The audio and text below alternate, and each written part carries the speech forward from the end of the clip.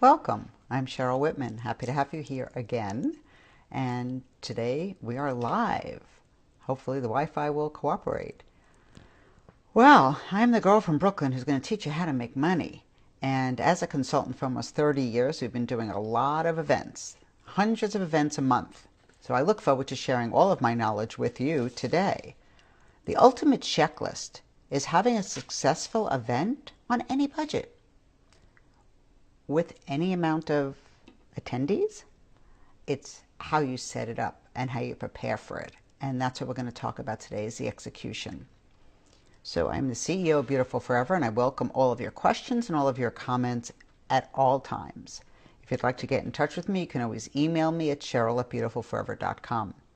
I'm here because of Beautiful Forever University and us wanting to educate you. And it's free education. So you can join us at beautifulforever.com at any time and look at our blogs, our posts, or our archived Facebook Live. The last one that I did was on Event Planning 101, so you might want to watch that first, unless you have a copy of the Beautifully Profitable book, and it is on Amazon. And we do have great checklists that can help you along the road to success for all of your events and marketing needs. So today is a continuation. Deciding to have an event, not have an event, well, let's review what we talked about already. Events, as well as anything else that goes on in your practice or your spa, starts at the top. The staff has to be involved, everybody has to know what's going on, and you really need to have a goal. What is your goal? Why are you having the event? What are you promoting? How many people are you expecting? Have a staff meeting and discuss it. It needs to start with somebody at the top.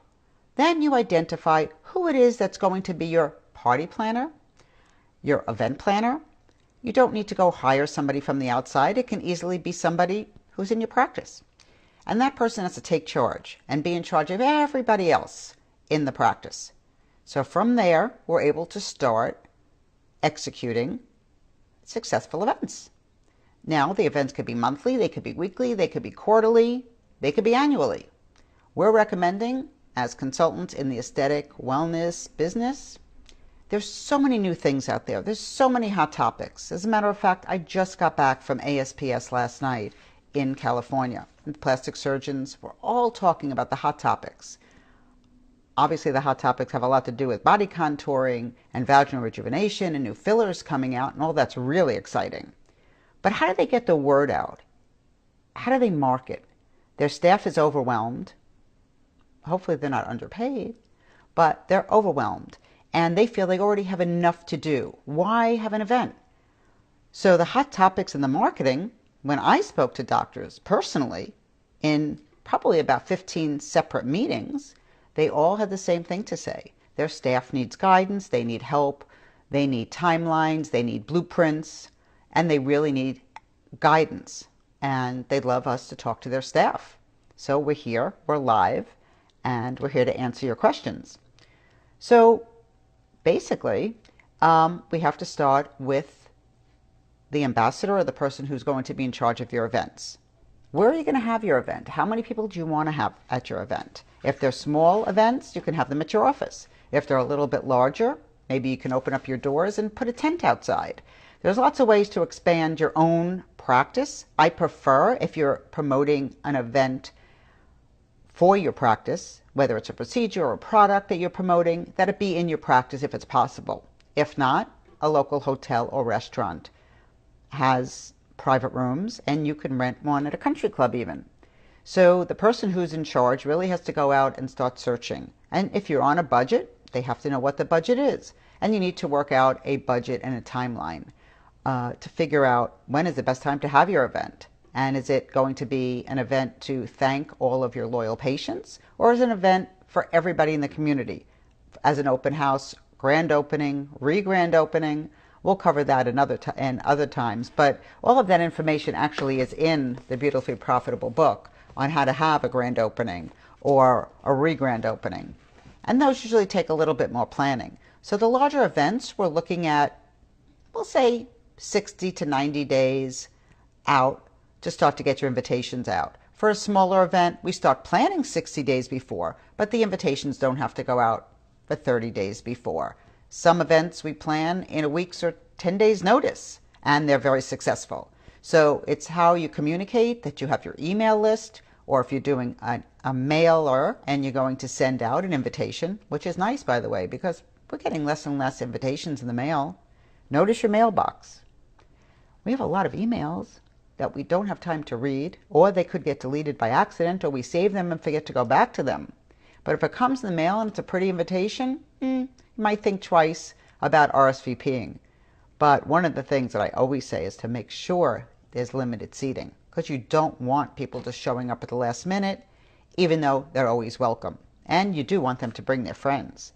So now to execute your event, the nuts and bolts on the checklist are really important step by step.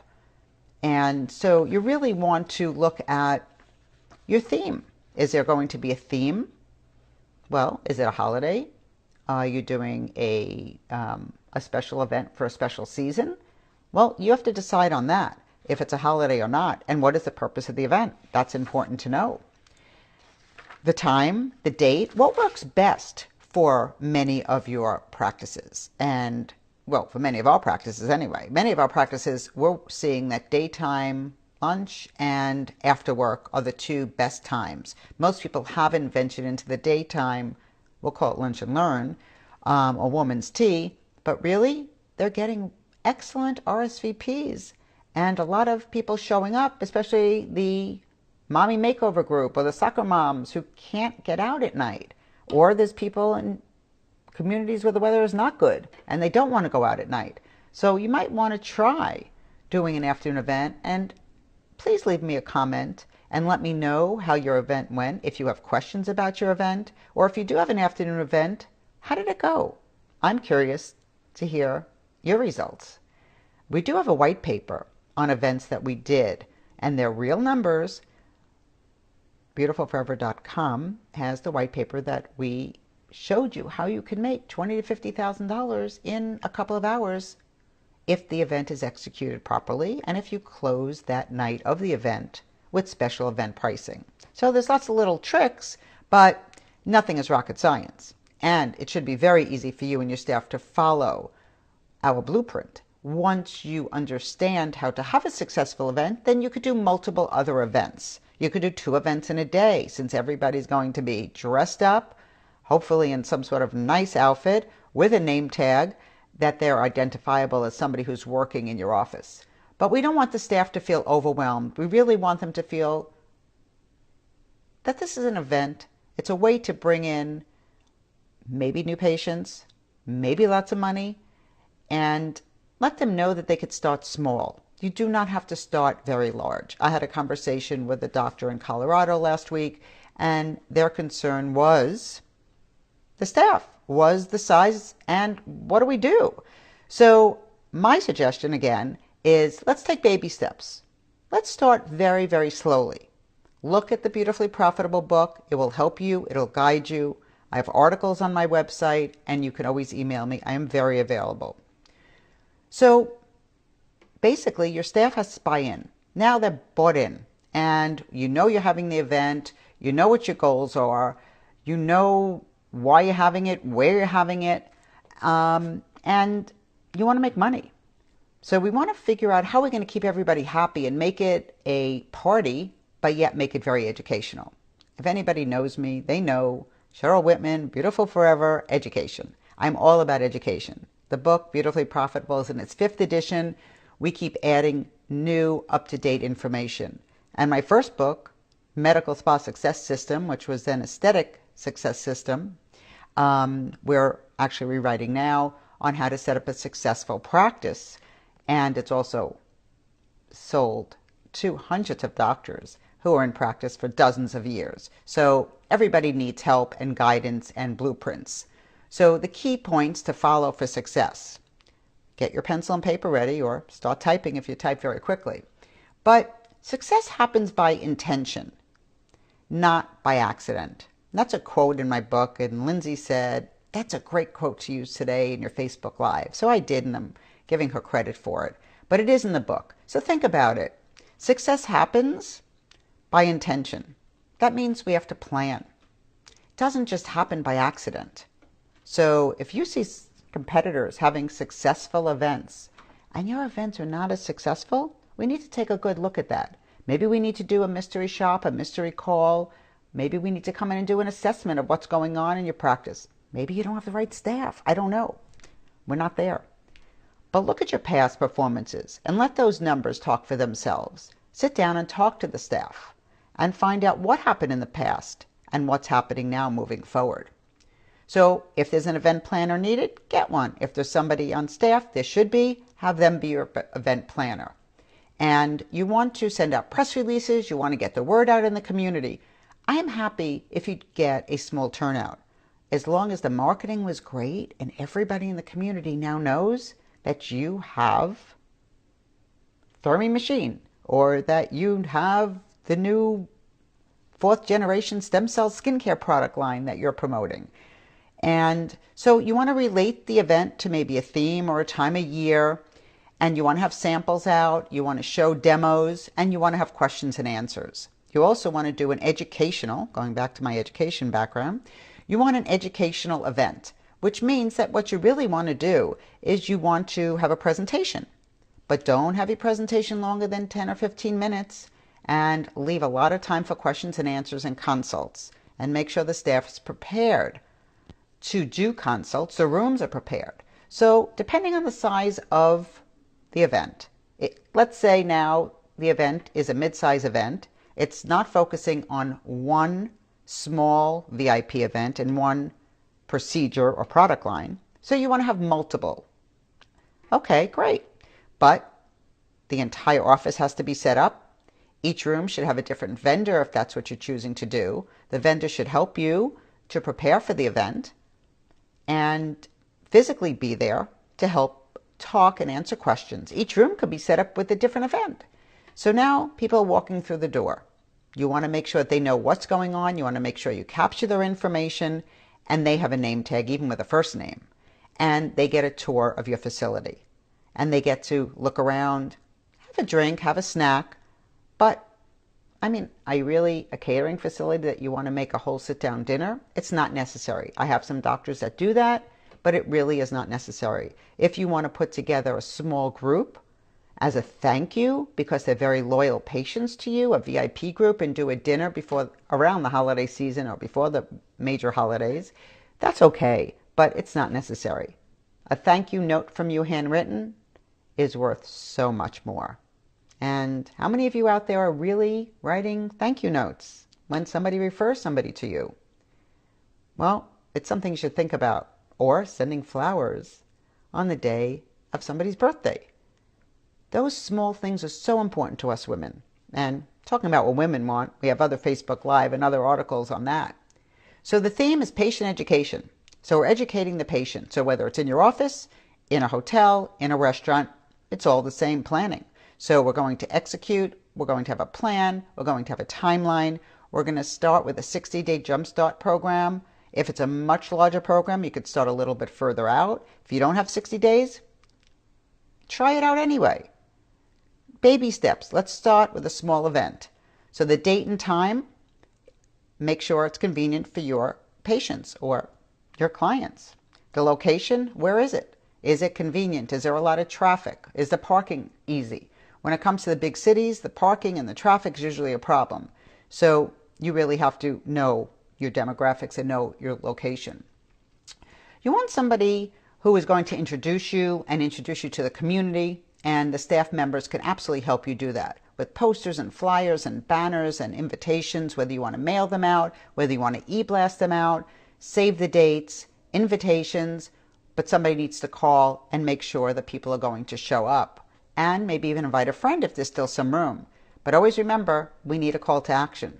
Your call to action could be limited seating, book now, or you have to go on a waiting list. And it's okay to have a waiting list. Just make sure you have another date set up for that waiting list. So the invitations are out. Who are you sending them to? You need to have a VIP list. Start with your top tier list, almost like think about a wedding. We have a top tier list of the first 50, 75 people you want to invite. Could be 100. And then as you get your RSVPs, If you need more people, you can invite more and start with your B list, depending on the size of your venue and what you want to accomplish. And again, remember your goals. Is it to sell something? Is it to just introduce or reintroduce your practice or yourself or a new partner or a new esthetician? I can't answer that because I don't know all the details, but every practice is a little bit different. But the invitations and promotions are very important, and they have to be professionally done. Please. The worst thing is these horrible invitations. It's really not good for you, and it's not good for your brand. So look at the invitations before they go out. Just don't leave it up to the staff, please. And make sure that if you have a PR person, if not, a press release goes out, even if it just goes out to the local community, that you're having an event. So if you don't charge for an event, the local community will market it and put it into the newspapers or your cable television stations, and they won't charge you.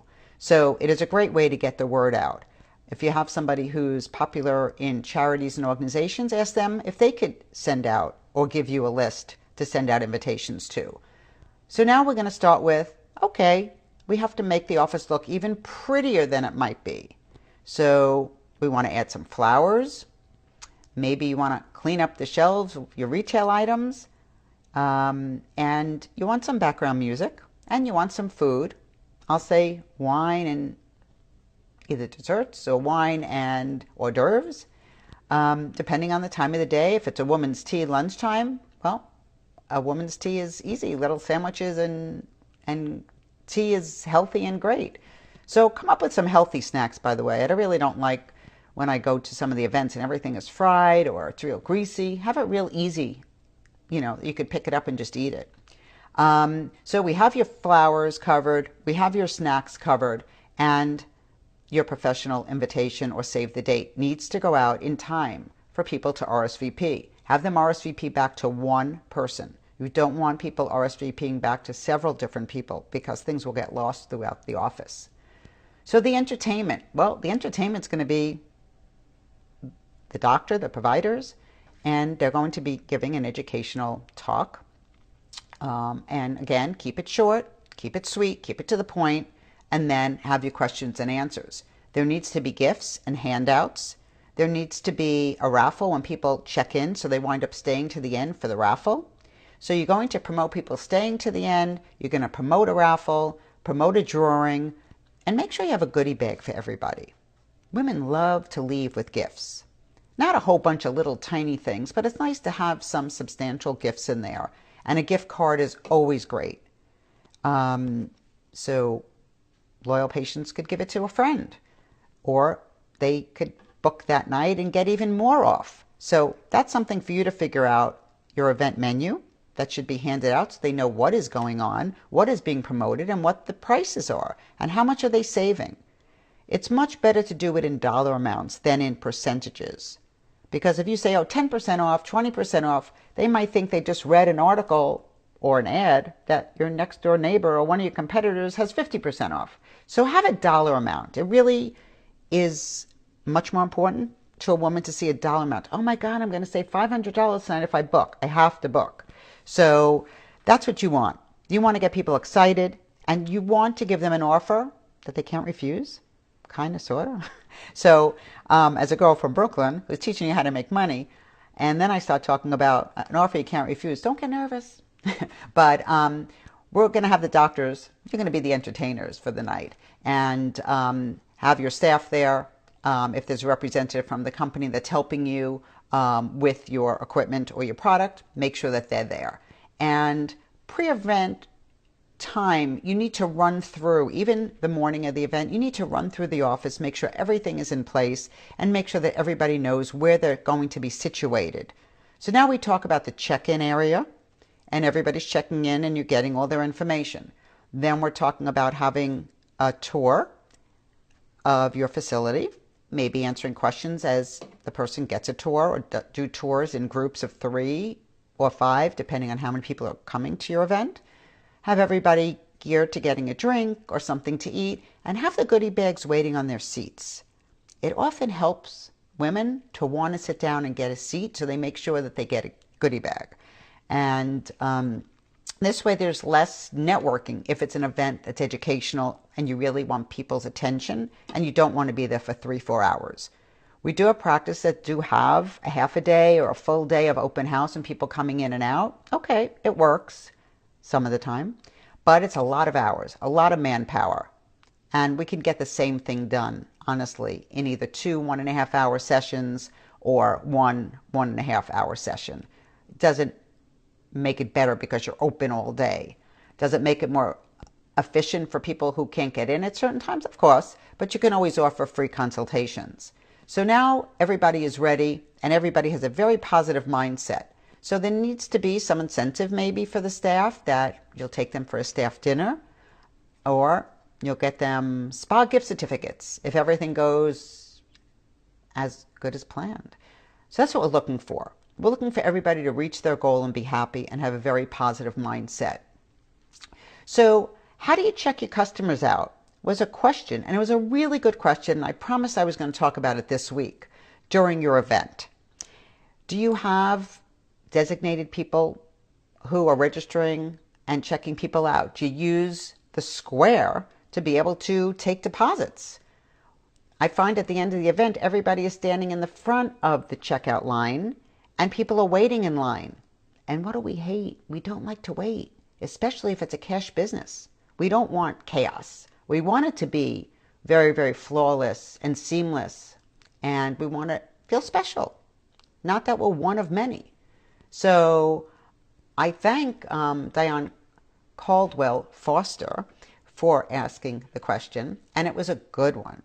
So now we're talking about the checkout area.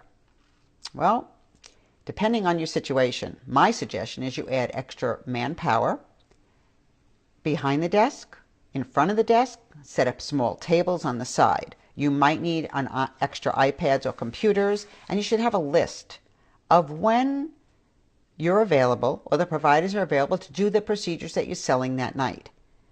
Maybe blocks of time so you can take deposits and or have people pay in full, whatever works for your practice. Most of the time they will ask 50% down, and then they could pay the other 50% when right before the procedure or the day of the procedure or 2 weeks before, whatever you do normally in your practice. So we're going to check out. We don't want lines. So have enough people answering questions, being able to take deposits.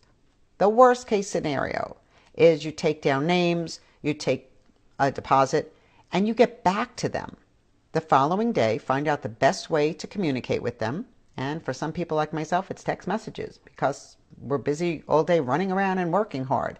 So find out how it's best to communicate with them. Find out some basic information, the best times for them to come in for the procedures, get their consultations, whatever it is the next step is, and write it down in notes. And make sure that somebody's there to follow up. The follow-up is going to be your key to success. So setting up your event, having a great turnout is really important. But your successful event, when people leave, have to leave happy. So they're leaving with a gift. Maybe somebody won the raffle. Maybe you want to give gift certificates out so they can give them to their friends, gift cards. Whatever works is great. People love to leave with something. And they also want to know that they got added value if they did buy into your program or your procedures. So please ask me any questions or comments you have. Visit us Facebook Live every other Wednesday. There will be a couple of Wednesdays I'll be tweaking because we have some holidays coming up.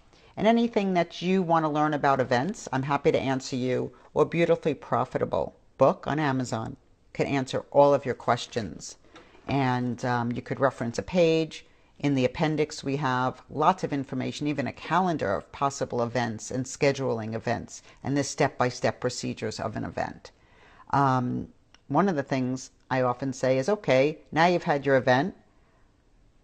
What's the return on investment? So somebody needs to be able to be looking at your numbers because you're going to be asking me, well, we listened to you, we had this great event, but we don't know how much money we made. We don't know how many people we booked.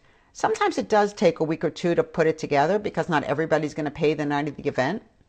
But you should have your numbers, and I would love to know how you did at your next event. So please email me, Cheryl@beautifulforever.com, or visit beautifulforever.com, and join us live next time. And I look forward to meeting you in person. My next show is the Aesthetic Academy in California. I will be in Orange County the weekend of October 14th. And if you're going to be there, please let me know. We could set up an appointment to meet. Have a great day and have a wonderful event. I can't wait to hear about your next event. And I will see you again live in 2 weeks. Enjoy the rest of your day.